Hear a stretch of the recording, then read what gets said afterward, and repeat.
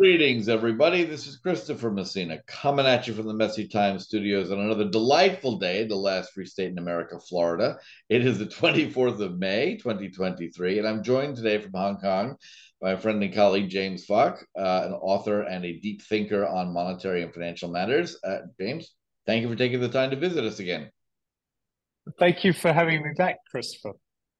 Always a joy. I think we just dive right in. I was reading a piece you had penned in the South China Morning Post about the renminbi and the dollar and potential differences in how nations look at reserve currencies. The U.S. dollar is the main reserve currency, but there are very deep waters here. So maybe you could gently help some of our listeners out into the shallows about sort of monetary policy, currencies, what the Chinese are thinking, what the dollar has meant, and what it might mean. I'll just let you kick it off. Sure. I mean, look, there's been a lot of talk around the dollar system, de-dollarization, the internationalization of the renminbi right now, and I think that the debate somehow seems to inflame a lot of passions amongst a lot of people, and I don't think that often the debate is entirely sort of grounded in the facts, or necessarily that people are fully taking account of a lot of the kind of small details and nuances that are involved in currency systems. I'd like to say up front that I think that the dollar is very deeply lodged at the center of the global financial system as a utility in trade and in investment.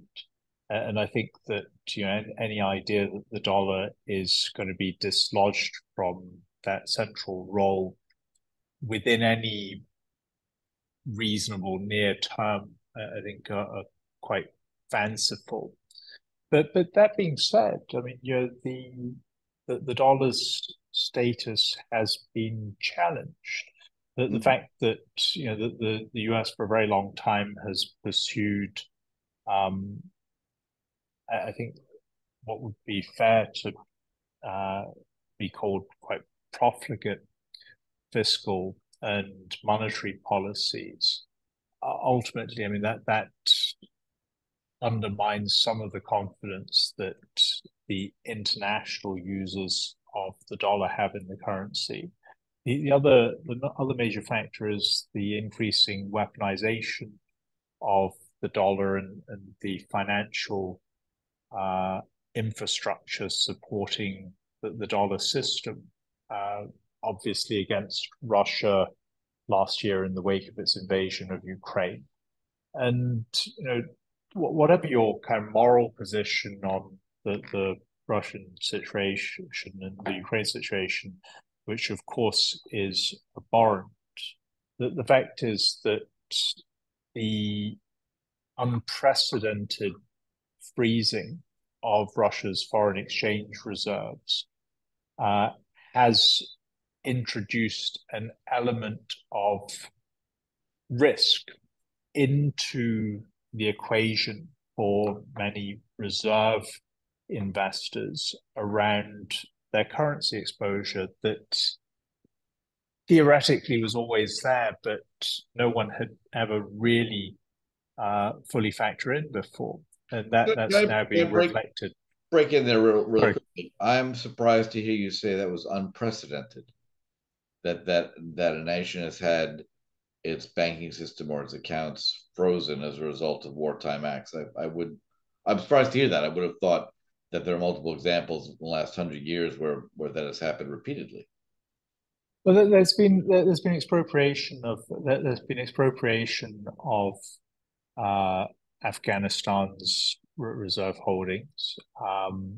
That's happened previously, but in the sort of post Bretton Woods era, um, when currencies have moved, and particularly since currencies have moved away from the gold standard in the 1970s, um, it is fairly unprecedented, and I think it reflects, the fact that, you know,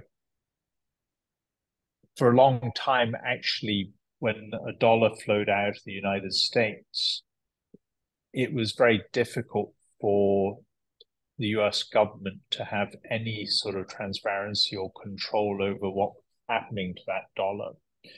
What happened, more recent decades, particularly in the wake of the attack on the World Trade Center in 2001, was that the US stepped up its efforts to control the flow of funds to terrorist organization, which significantly kind of expanded its level of visibility over the channels where finance flow through the international financial system.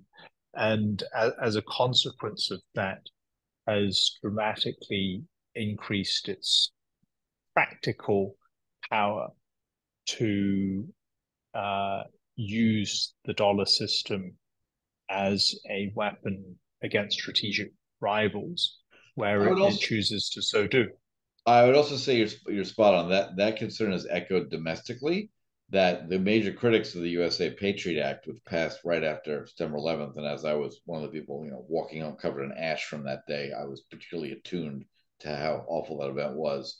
And I argued against it then, and I argue against it now. Everything that they did in the Patriot Act would not do a single thing to stop terrorist financings of attacks. All it did was place massive undue burdens on honest citizens going about their lives in the normal banking system. So from an American standpoint, there are plenty of people who are concerned from a civil liberties standpoint, turning the banking system into an arm of the surveillance state. And from an offshore perspective, you're seeing it as a weaponization against potential or actual foreign adversaries. And either way, all those steps taken have done nothing to increase the U.S. national security, and have in fact probably inflamed passions around the world. Is that a fair statement? I think that's a fair statement. I've been particularly vocal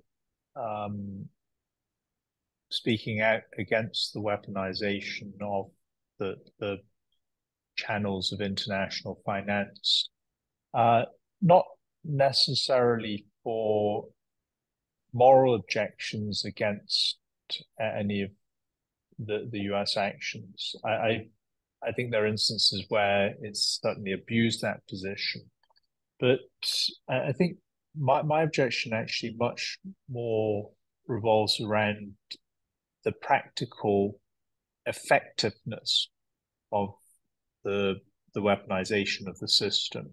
And I mean, you talked about the Patriot Act and the burdens that puts on the system. My kids are U.S. citizens. We live outside of the United States. It's very difficult to get foreign banks to bank them, given the compliance. Crazily intrusive questions. Yeah, if a bank, for those who don't know, if a bank in Hong Kong or Switzerland or Germany or wherever has thousands of depositors and they take one American account, that bank has to, under US law, provide details about its entire banking operations, which arguably, for any rational banker, leads them to say, no, thank you. And they just refuse to take an American account holder, which has done nothing but irritate Americans abroad.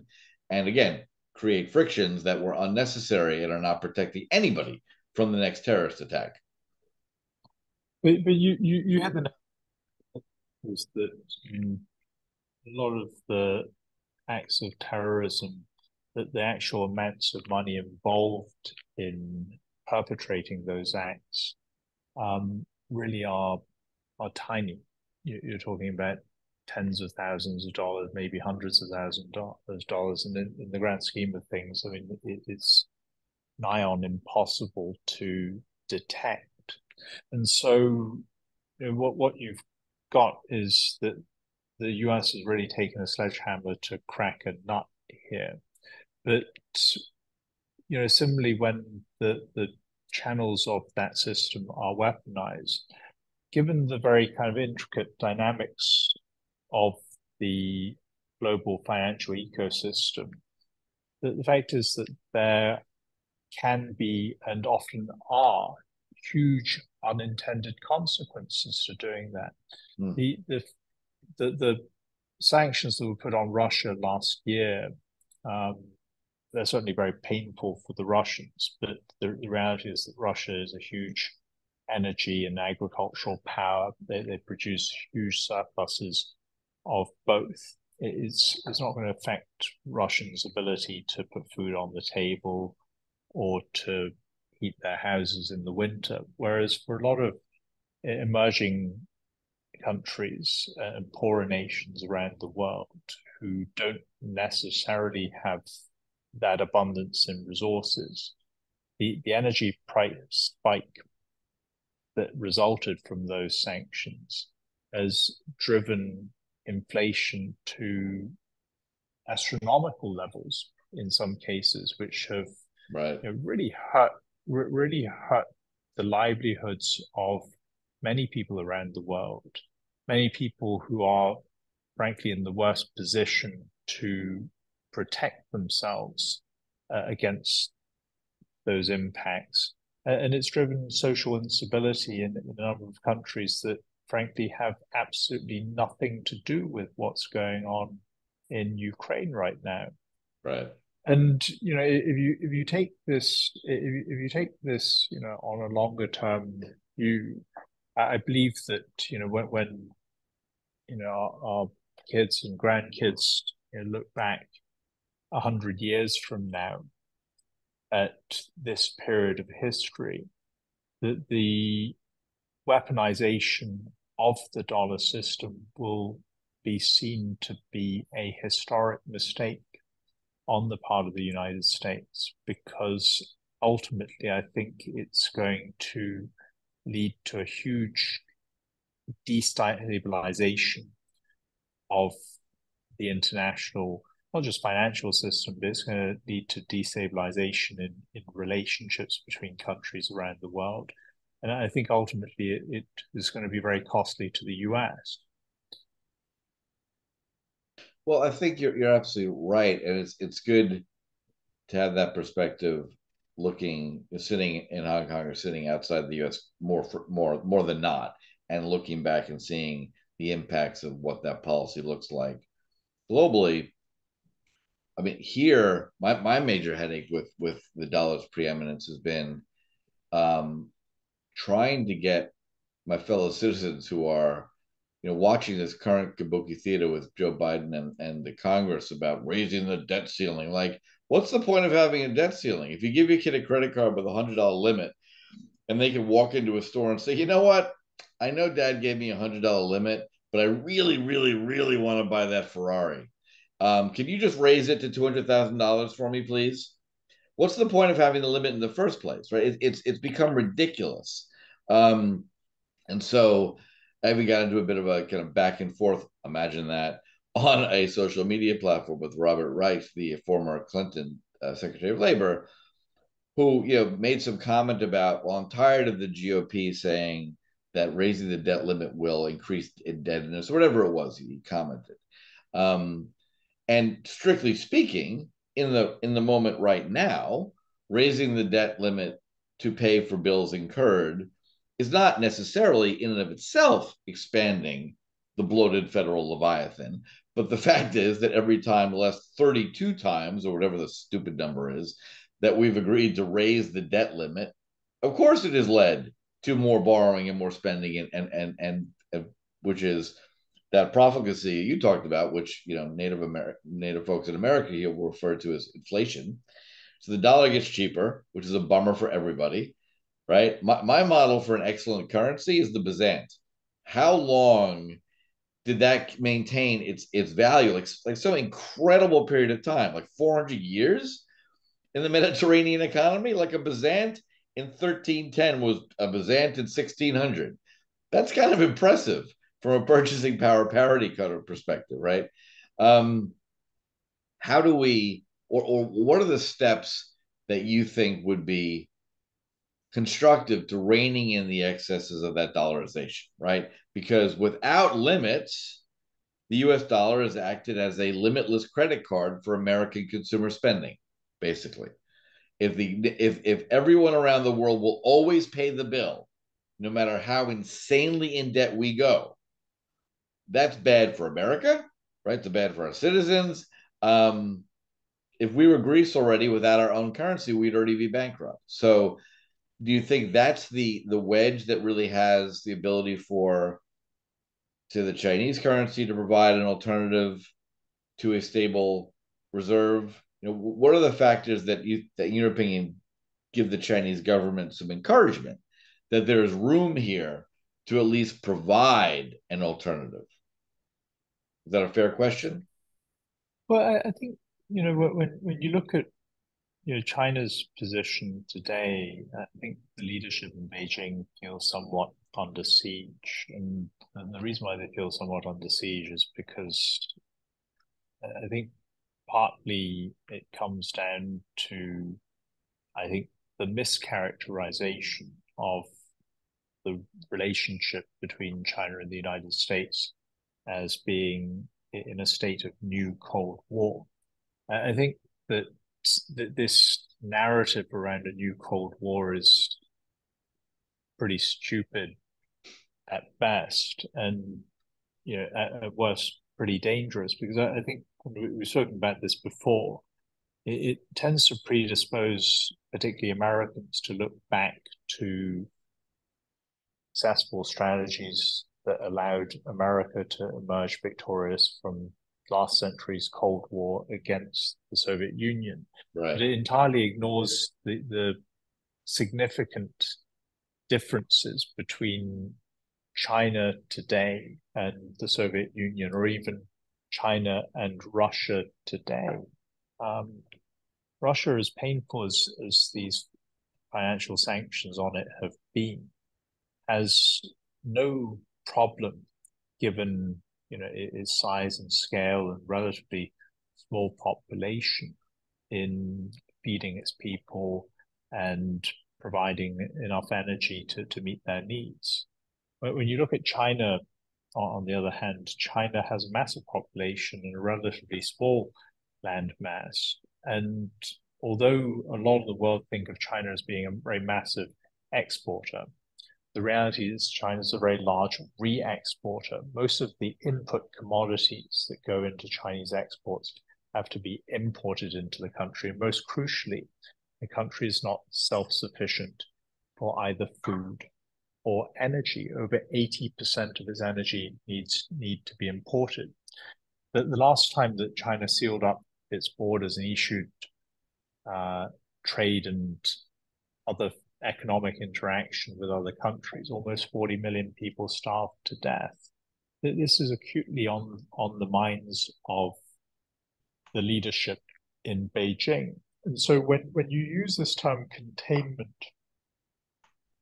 even if it's just in the financial sphere, when you couple that with China's dependence on the United States dollar for that trade and financial interaction with the rest of the world to get those key commodities that it needs just for its survival, then this term containment is seen, or these policies are seen as really an existential threat. And the only response is going to be to respond in a way commensurate to the level of threat that they feel.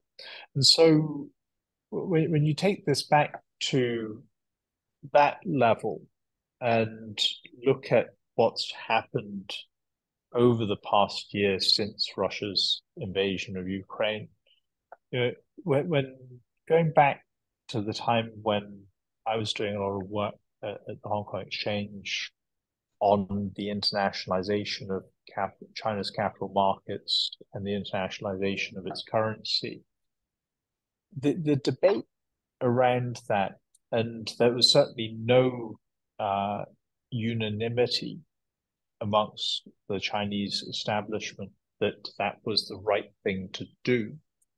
The debate, though, was always couched in terms of macroeconomic development and macro market control.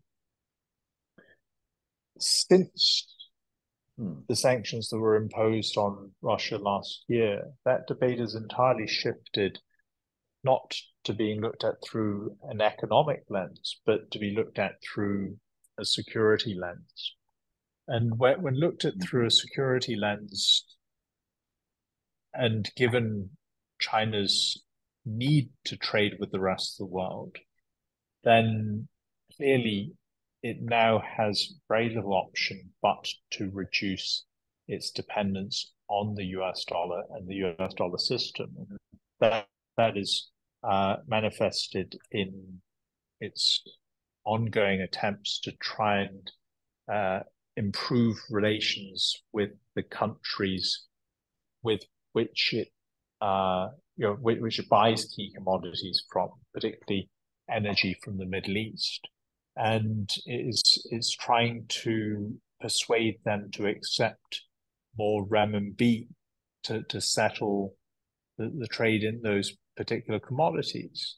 And in many ways, actually, it's had quite a lot of success in doing that. Not complete success, but it has made significant headway, partly because of the weaponization of the dollar system, making other countries playing in that international system also feel insecure and feeling like they need to diversify their own exposures and dependencies.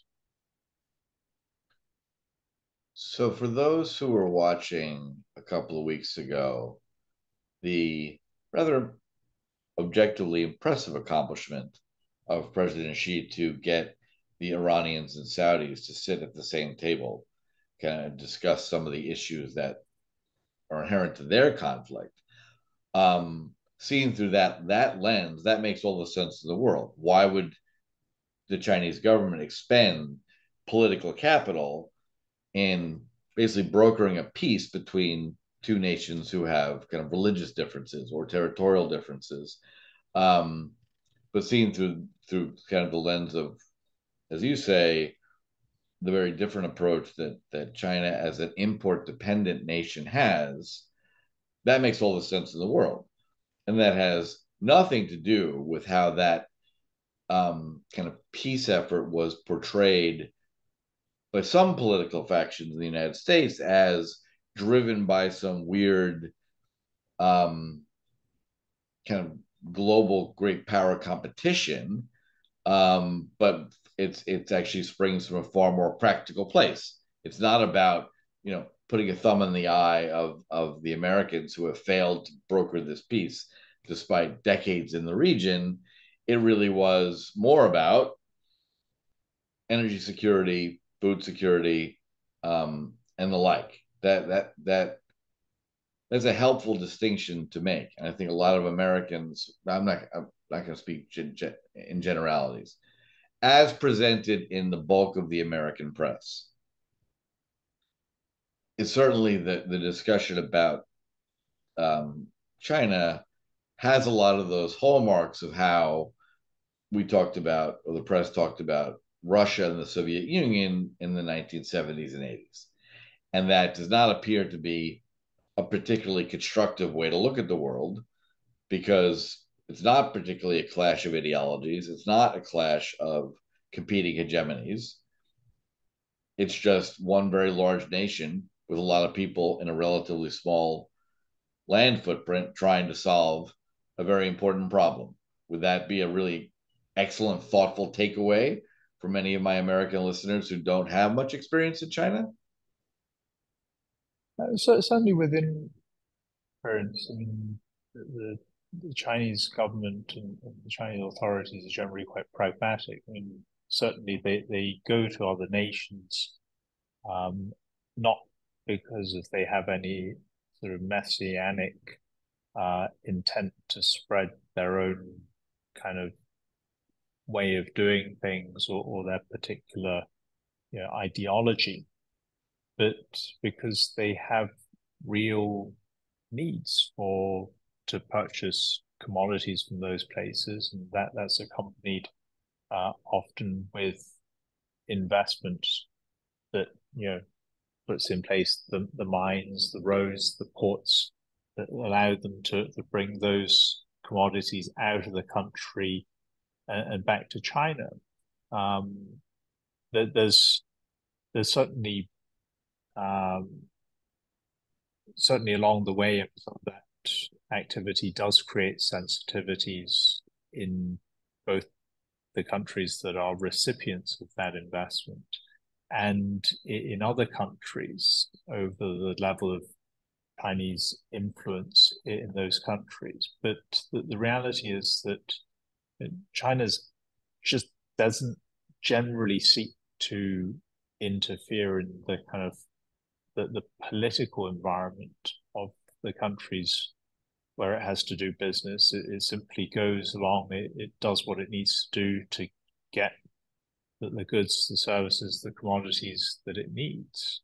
And although what I'm saying here is effectively exactly the same as the Chinese government consistently says in the message that they put out in the international sphere, I'm saying that from my own practical observation of having spent time in places like East Africa, where there's a significant Chinese presence, and that presence does sometimes create frictions on the ground. But by and large, when they go there, they spend money, they make investments, and they leave behind them quite often very useful infrastructure, which contrasts sometimes with the approach of the West, whereby you have a lot of aid workers running around bits of Africa, building wells in villages, and giving them huge high fives and slaps on the back, and thinking that they've saved the world. The reality is that that those countries actually want they want heavy investment, and they want heavy infrastructure, because that's what's going to allow them to develop themselves and to meet the aspirations of their people. So when it comes to competing units of account, so moving away from dollarization, I recall one very strident effort in maybe 15, 20 years ago, backed by the Iranians, who wanted to price oil in euros, right? As a direct sort of freedom from the US system, freedom from the US dollar. And as a big oil producer, but by no means huge in terms of global oil production, they spent a fair bit of effort at trying to get some buy-in on that idea. And they were piggybacking off the creation of the Dubai Mercantile Exchange at the time, which did not try to change dollar pricing of oil, but wanted to have more of a market native to the Gulf Cooperation Council countries, of which, of course, Iran was not one. And it ended up being a fairly pointless effort, right? There was no compelling reason that they could provide, aside from we hate the U.S. and we'd rather have a non-U.S. dollar denominated contract. It might be better for Europeans in some way. You wouldn't have to hedge and all that. But they never really got anywhere. But there's also a period of fairly clear dollar stability at the time too. So there was no compelling economic argument. It was much more of a political argument, where it would appear that it would be a helpful lens, if I'm hearing you correctly, for Americans who just hear what they hear in the news generally, right? They're not particularly spending a lot of time discussing or investigating issues particular to the political economy of China in any way, shape, or form. All they hear is the occasional comment about Taiwan, and that's it, right? There's not much else to it. But it's always helpful, I think, for people to have a way to frame big, complex world events that they're not going to spend a lot of time thinking about. And if I'm hearing you correctly, the suggestion would be to view the decisions made by the government in Beijing as really, really focused on the development of China the food and energy security of the Chinese people. And it's not some big hegemonic plan to spread Chinese influence around the world. Everything that the decisions they're making are all in service of making sure the country develops well and the people rise up to a more and more improved standard of living, rather than, as you can sometimes glean from the US press, some sort of, dark Cold War esque different view of how the world should work, and therefore they're going to pursue that. Is that a safe way to say that's kind of what you're saying people should view this as? Yeah, I think that is what I'm saying. I'm not denying that there are differences in views between the two countries about how the world should work. And I think given the two countries' very different kind of historical and cultural contexts, that's only natural. And I very much hope the two countries will find a way to rub along, notwithstanding the differences. And for a long time, frankly, they did rub along Yes. very well. So, and I think that them rubbing along very well has actually been to the great benefit of the two countries. But I think, going back to something that we were talking about earlier before you started recording, I think, the rise of China has been something that has been seen as very threatening in the US. And my domain of expertise doesn't span the whole range of the international relations and geopolitics between the two countries. But when you look at the currency and financial dimensions of that rise, naturally the renminbi is playing a more and more significant role as China's economic role and trade role around the world has increased. The shale oil revolution in the United States has been a massive godsend. But what it's meant for countries in the Middle East is that, having been their largest customer in the past, the United States is now one of their largest export competitors in energy, whereas China, because of its economic growth and development over the last 40 years, has now become the largest importer of Middle East oil and gas. And so it would be quite natural for China to want to pay for more of those imports in its own currency. And given the importance of China as a customer to many of those countries, and the fact that they're also importing more and more goods from China, they're starting to invest not just in China but around Asia in the growth markets that exist here. It would be natural for them to start accepting more renminbi tied to that. There's no reason why that should necessarily be threatening, though, to the United States. One of the big costs for the US in having its currency serve as an international utility has been a tendency towards dollar overvaluation. That's not been universally bad for people in the United States. Some people have done very well out of it. But if over the last 40 years you've been a manufacturing worker, that has not been great for you, because the overvaluation of the dollar and the consequent incentive to outsource production to lower cost centers with perhaps undervalued currencies has meant that many workers have faced either long-term wage stagnation or even displacement and unemployment. So having another currency come up and play a bigger role in the international financial system has benefits for the Oh, United States as well. hugely. Let me just put that into, I think, a context that maybe um, folks who are mainly focused on sort of the microeconomic factors, as you pointed out, right? Wage stagnation, inflation. Um, One of the ramifications of having, say, all the nations in Asia, Vietnam, Cambodia, whoever, who are selling goods to China, or as you say, maybe investing, if their unit of account just stays the renminbi, they don't have to translate back and forth into dollars.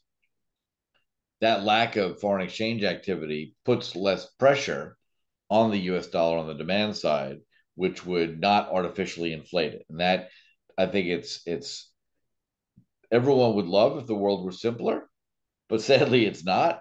And so the connection to an auto worker in Cleveland is, well, if there weren't a lot more demand turmoil for US dollars among Asian settlement accounts and clearinghouses, oddly, that would translate into a more fairly valued dollar here at home. I think the other thing which I think people, particularly in the United States, need to bear in mind is that you know, currencies, as much as that they're important, I mean, they're really only and the medium of exchange. I mean, the currencies themselves have no inherent value, but the United States, if you look at its fundamentals, it is a large country with a sizable population of highly economic economically productive citizens, and it also has an abundance of food, energy, and other crucial commodities. I mean, when all's said and done, I mean, the United States is an extremely blessed and wealthy country. Um, that's something which other countries with greater resource constraints and less favorable geographic positioning is something that those countries struggle quite a lot with. And so when you look at kind of all the kind of when you look at kind of all the movements of currency, the reality is that it's just a vehicle. It doesn't necessarily reflect the fundamental wealth or value of a country, and Yes. the underlying dynamics are still great for the United States. Where I think though that the United States does need to consider its position carefully is that the fact of the dollar serving in this global utility role has allowed the US to live beyond its means for a very long We time. passed that 20 years ago. We're way past beyond our means now. And when you look at that, in the historical context, ultimately that has not led to great outcomes. And if you look at the recent, historical context, I mean, if you look at sort of perhaps a very stark comparison for contrast is that last autumn, when the British or when the Conservative Party in Britain, more specifically, elected into power a leader that decided to pursue effectively a huge amount of deficit spending as a means to growth. Mm. The market imposed massive discipline on the United Kingdom by raising the cost of its government borrowing and by devaluing its currency. The United States is objectively, if you look at its public, um, if you look at its public fiscal position or public balance sheet, and the current account deficits which it runs with the rest of the world, the United States has been living beyond its means for a very long time, and ultimately, and I don't know when, maybe not soon, but ultimately there's going to be a comeuppance for that. And I think it is important for the country to start thinking of how it can live more within its real means, rather than piling up debts that ultimately are going to burden future generations. Your lips to God's ears, my friend. I mean, many of us have been having that exact discussion and basically fist fight with policymakers and politicians for a long time now. And unfortunately, I don't know which brilliant Roman it was who talked about bread and circuses, but thus far it has sufficed. When I tell people our nation is bankrupt, they look at me like I'm slightly insane and they quietly edge away to get another drink, right? So I try not to do that too much at cocktail parties. But yeah, there are strong voices for fiscal restraint and the greater wealth that would bring. But trying to, I guess it's funnily enough, part of this entire fun podcast series I created was precisely for issues like this, right? Is that many of us have been searching for ways to take what is inherently an incredibly boring topic, right? I mean, you think of anything worse to try to get people engaged in, like, money's international, currency is national. I mean, start there. You've lost 90% of your audience, right? It's painful, but it's critical. And I have to remain eternally hopeful that at least pointing it out will make more and more people excited. As Ron Paul, who wrote this great book, End the Fed, right? So he's an old senator. He has been, part of the Austrian School of Economics, who's been yelling at successive Fed governors for years that they're basically frauds and inflation is theft and taxation. And what he found funny was he went and did a book tour on college campuses, I think about 8, 9 years ago. And his encouraging phrase, and at that time he was probably 20 years older than I am now, was the resounding number of college students who have been portrayed as, leftist Marxist nutcases in the popular press and by folks like Fox News, as in fact heavily concerned and focused on things like monetary policy and why the Fed should be abolished, and it's not anywhere in the Constitution, and the dollar should be, going back to a unit of account instead of a measure of value. And the number of college kids who do things like the Federal Reserve still values gold on its balance sheet at $32 an ounce.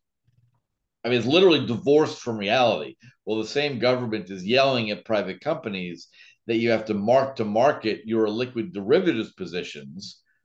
They outright lie about the value of gold sitting in the vaults at Fort Knox. So I'm hoping greater transparency, and maybe there is a stunning catchphrase, and maybe it will emerge from your words of wisdom today that will make people think more carefully about these issues and stop paying attention to the kabuki theater they offer us in the place of substantive conversation. I don't know. I have to remain hopeful, and we just keep trying. Is there in the American context, which you also know, right? And it has its own wonderful charms. Are these topics any more kind of direct and kitchen table discussions in places like Hong Kong, or is it the exact same percentage of people who pay any attention to this?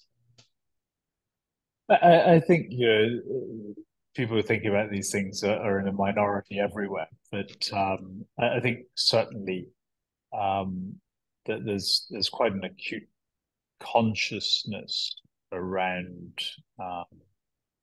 the United States and particularly around the world, because everyone else uses dollars in some way, shape, or form. And so people perhaps, even if they're not debating the niceties of US monetary policies, they're affected by the rate of exchange of the dollar against their own currencies. And that perhaps gives them a slightly higher level of consciousness than the average United States citizen sitting over with you, who frankly has no reason to think about No these reason to things think about most it. of the Doesn't time. matter. Right. No, fair enough. This is always the fun part of the conversation. If you had a magic wand and would change one significant policy decision, U.S. government, Chinese government, someone else, like is there from your analysis of these issues, the dynamics, are there significant pressure points where if you like change one thing that would either make people accept greater reality, would change the way a policy is implemented? I mean, are there such pressure points in the system that we could actually focus on?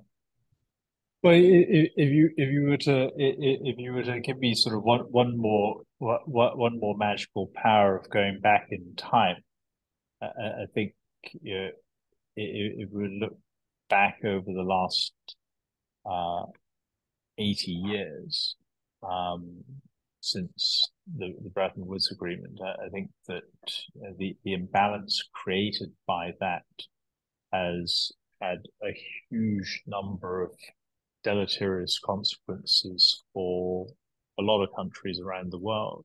If I had a magic wand and I could change one policy and I was able to go back in time retrospectively to change it, I think that you would have, instead of putting the US dollar at the center of that system and thereby putting on the United States the obligation of absorbing all the financial imbalances of the rest of the world, Hmm. I think you would probably create a more neutral international unit of exchange, more likely based on a basket of currencies from different countries around the world. Hmm. And that's not a bad idea.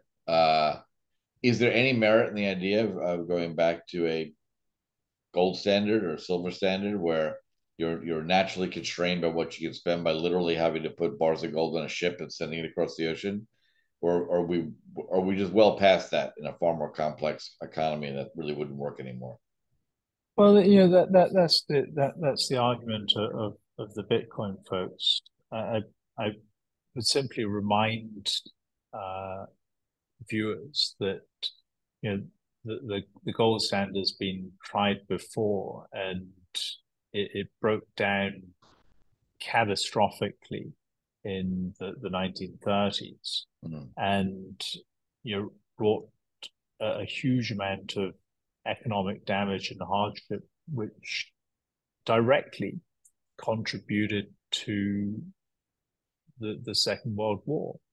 And Right. so ultimately, I think that gold as a standard is simply too inflexible because the supply of gold uh, just simply cannot keep up with the pace of growth in trade and economic activity around the world at all spaces and time.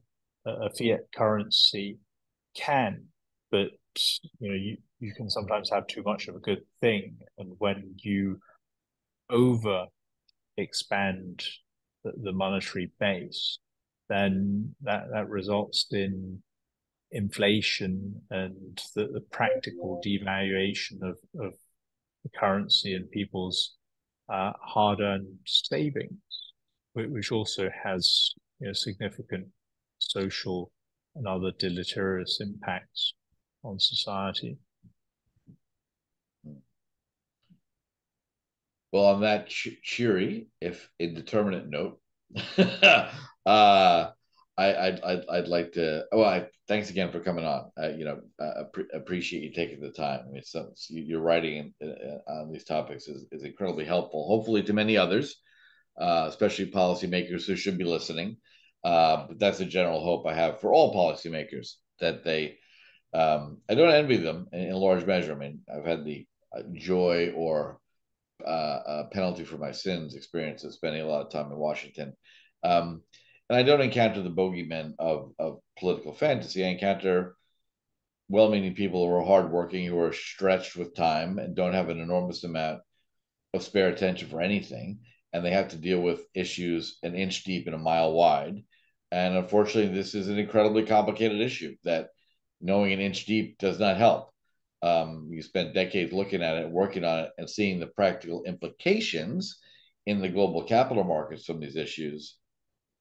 I wish there were I do like your time travel. I like your 80-year readjustment to a basket of currencies, which, of course, at that time, given the post-World War state of industrial economies, would have sounded insane to them, right? Can you imagine we're going to have a basket of the Deutschmark, the franc, the lira, the pound, and the dollar? I mean, most of those were junk at the time.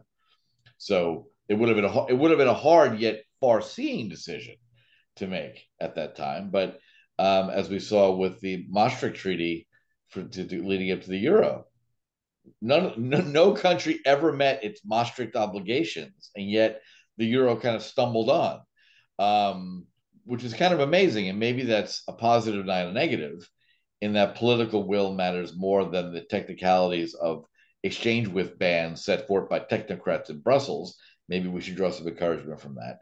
But in general, my takeaway, unless you correct me, is a multipolar world with a renminbi competing with the US dollar or side by side with the US dollar for reserve status is really more of a commercial decision and a national interest decision for China than it is some sort of geopolitical threat to the US dollar. Is that a fair summation?